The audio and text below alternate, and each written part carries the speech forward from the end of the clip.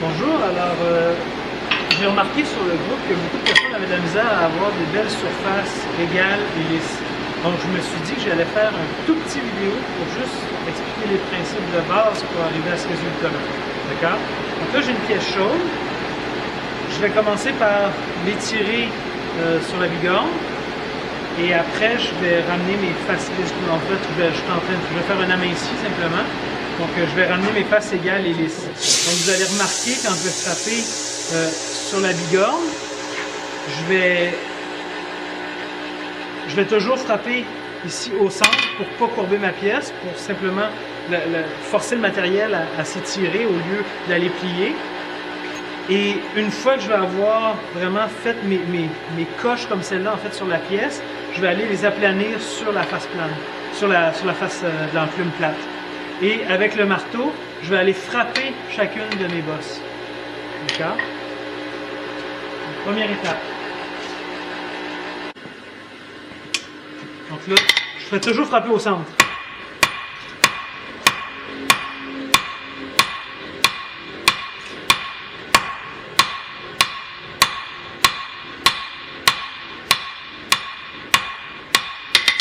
Okay. Je vais faire la même chose dans l'autre direction.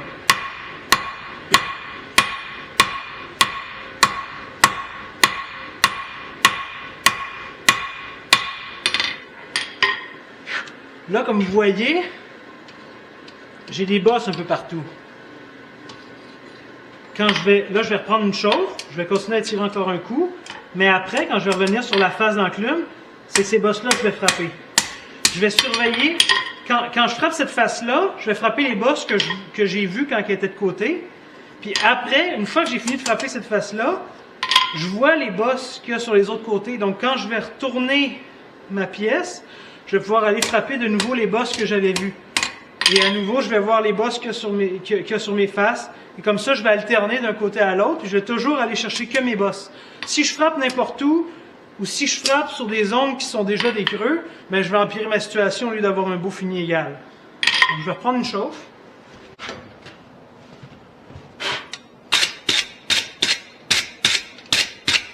Et je vais continuer à étirer.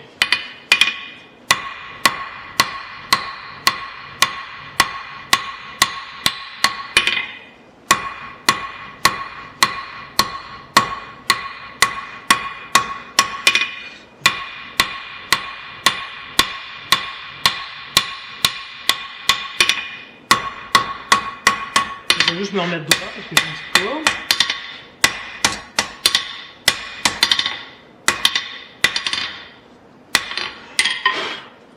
Donc là, globalement, c'est droit. Mais, je ne sais pas si vous le voyez. Je ne sais pas si on voit bien. C'est pas ça mon focus là, mais on voit toutes mes coches où les épaisseurs varient en fonction des endroits où j'ai frappé, puis on voit que globalement au bout je m'en vais aussi en ouvrant un petit peu. Donc là, je vais reprendre une chauffe et je vais aller sur la face de mon enclume, et comme je l'ai expliqué, à chaque fois, on va aller frapper seulement sur les bosses qu'il y a sur toutes les faces. Donc quand je travaille sur cette face-là, vous voyez, mettons que je frappe ici, je vois les bosses qu'il y a comme ça. Donc une fois que j'ai fini d'aplatir ma face là, je change de côté. Là, je retravaille mes bosses que j'avais vues. Puis une fois que j'ai fini, je vois les bosses qu'il y a de nouveau de l'autre sens. Et je vais alterner comme ça sans arrêt. Ça, c'est vraiment la manière d'aller chercher toutes les petites bosses. Puis au final, quand on regarde notre pièce, quand nos faces sont planes, déjà on voit qu'il n'y a pas d'infractuosité, mais il y a aussi toutes nos lignes sur les côtés qui vont être vraiment bien droites, bien régulières. Donc on a tous nos indicateurs qu'on a réussi à avoir une surface bien plane, bien droite, et qu'il n'y a pas de coche de coup de marteau. Si vous avez des coups de marteau, c'est parce que quand vous frappez, vous ne gérez pas nécessairement assez bien l'angle de votre marteau. C'est pas juste de frapper, c'est pas juste de frapper fort. Quand on descend le marteau, c'est important l'orientation qu'on lui donne. Donc on n'est pas en train de forcer après le marteau, on n'est pas nécessairement en train d'essayer de donner un coup qui est fort, qui est puissant. On se concentre pour faire un coup qui est vraiment contrôlé. Donc vraiment, ça va être des coups qui vont être, disons, on va laisser le marteau travailler, donc c'est des coups qui sont légers au niveau du bras, mais on va se concentrer sur l'angle qu'on donne à la face de notre marteau. Puis de s'assurer d'être assez régulier. Puis même, on n'a pas besoin de le tenir serré. Souvent, si on le tient serré, on va justement forcer à faire une coche. Alors qu'en se laissant aller, puis en suivant la face de notre pièce, ben, notre marteau il se place un peu tout seul, si on veut. Puis on s'arrange pour pas lui donner d'angle. Et ça va aller faire une surface bien lisse.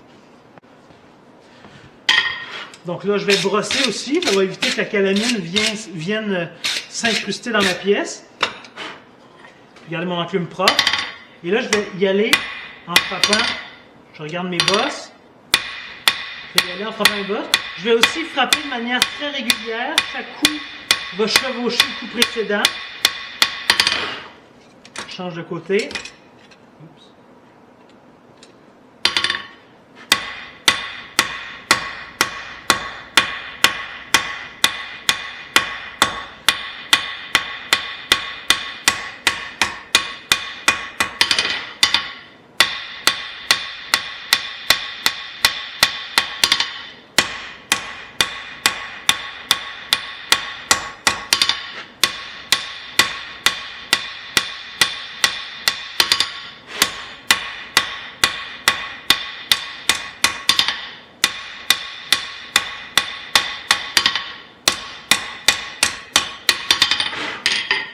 J'ai tourné de tous les côtés. Là, il me reste, je suis un petit peu trop large. Quand je prends ma mire en voyant l'ensemble, je suis encore un tout petit peu trop large ici, mais pas beaucoup, mais un tout petit peu. Dans l'autre sens, j'ai un taper qui est relativement régulier, mais ici, je suis encore un petit peu trop épais. Donc, prochaine chauffe, j'y vais, puis je vais surtout travailler ces points-là. Et vous voyez, les faces sont... C'est un peu pour essayer d'aider. Déjà, les faces sont quand même assez planes, assez égales, assez régulières. Les lignes sont droites. Il me reste quelques petites bosses que je vais aller travailler. Vraiment, quand on débute, c'est très important. L'erreur qui est souvent faite, c'est on frappe plus que nécessaire avant de regarder le résultat de ce qu'on a fait. Et donc, où est-ce qu'on avait une bosse, après avoir fini de travailler, on voit souvent des creux. Et donc là, on se trouve à toujours aller où est-ce qu'il y a des bosses, puis on refait des creux. Donc c'est important surtout au début, à force de travailler, ça devient un peu un réflexe, mais surtout au début, d'aller voir chaque bosse et de travailler les bosses, disons, peut-être un petit peu moins que ce qu'on aurait l'idée de faire pour voir le résultat de ce qu'on a fait, puis voir si on s'est approché, si on a dépassé ou si on est juste correct. Donc, vraiment d'y aller plus doucement, en fait, quand on commence.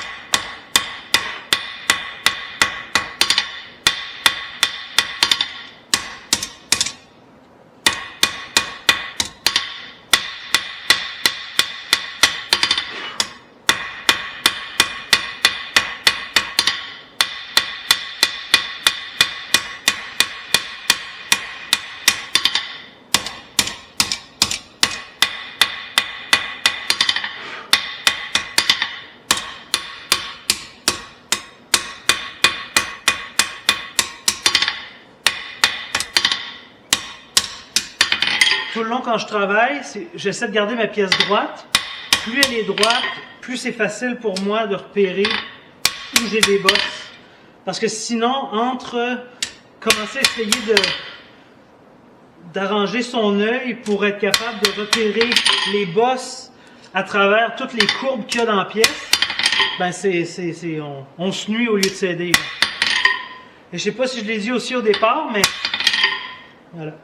Je sais pas si je l'ai dit au départ, mais on se met sur la bigorne simplement parce que j'ai ma face plane de marteau, au lieu de me mettre sur la face de l'enclume puis de frapper, puis que mon matériel soit déplacé à la fois en longueur et en largeur, en me mettant sur la bigorne, ma face plane de marteau vient pousser par le dessus et par en dessous avec l'arc de cercle. Ma matière va être beaucoup plus portée à aller vers l'élongation que sur l'élargissement. Donc, j'envoie ma matière plus rapidement dans la direction que je veux, moins d'efforts, le travail se fait plus vite, c'est moins fatigant, c'est plus facile.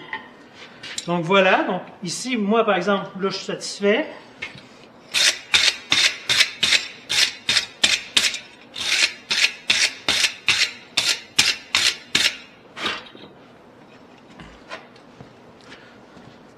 Donc là, je ne sais pas à quel point on va bien voir là. Vous voyez, mes surfaces sont somme toute assez lisses.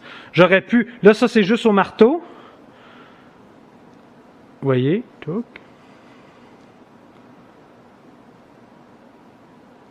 Si je voulais avoir des surfaces parfaitement lisses, une fois fait au marteau comme ça, assez proche, je pourrais aller corriger les derniers détails, les dernières bosses avec un outil comme celui-là. Donc une chasse à planir, je crois. Peut-être me faire chicaner si je ne donne pas le bon mot. Et là, on irait et on pourrait couvrir une plus grande surface. Et avec le marteau, on vient frapper notre outil qui vient vraiment rendre nos... Lui vient chercher les petites bosses, puis les petits creux, puis il ramène tout égal vu la surface qu'il y a de contact au départ. Donc ça peut être une option. Moi, là, je vous ai montré avec ce marteau-là, parce que c'est une taille de marteau, ça, je crois que c'est 2,5 livres.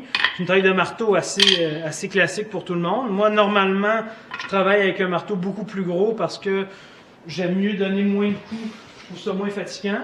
Puis mon marteau plus gros, il se trouve à avoir une plus grande surface plane, puis je trouve que ça va mieux pour moi pour avoir des finis égaux, mais c'est pas obligatoire, c'est pas limitant, puis là j'embarque pas sur le débat de la taille des marteaux, là. Mais c'est que c'est possible d'y arriver avec n'importe quelle forme de marteau, n'importe quelle taille de marteau, l'important c'est d'être systématique. Voilà, donc j'espère que ça l'a aidé. Normalement, je fais pas trop ça, j'ai pas trop l'habitude. Mais bon, vu que c'était une question qui revenait souvent, puis que c'est des techniques de base, puis je me suis dit que ça pouvait vraiment aider tout le monde, ben voilà, juste une petite démonstration comme ça sur une manière d'arriver avec des lignes et des surfaces plus égales. J'espère que ça l'a aidé.